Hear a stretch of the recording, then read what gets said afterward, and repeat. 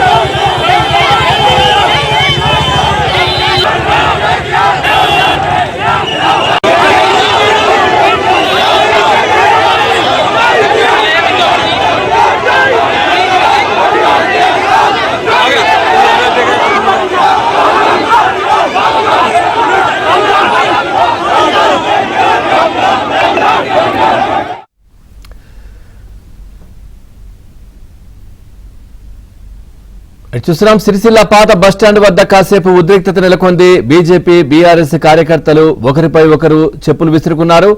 పోలీసులు ఇరు వర్గాలను చెదరగొట్టారు. దీనికి సంబంధించి మరింత సమాచారాన్ని మా కరెస్పాండెంట్ శ్రీనివాస్ అందిస్తారు. శ్రీనివాస్, ఏంటి కారణం ఏంటి అసలు?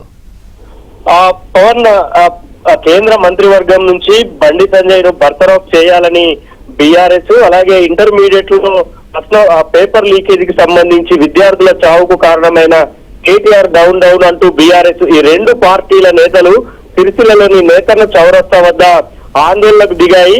సో ఇరు పార్టీల నేతల మధ్య పోటాపోటీ నినాదాలతో కొంత ఘర్షణ వాతావరణం నెలకొంది.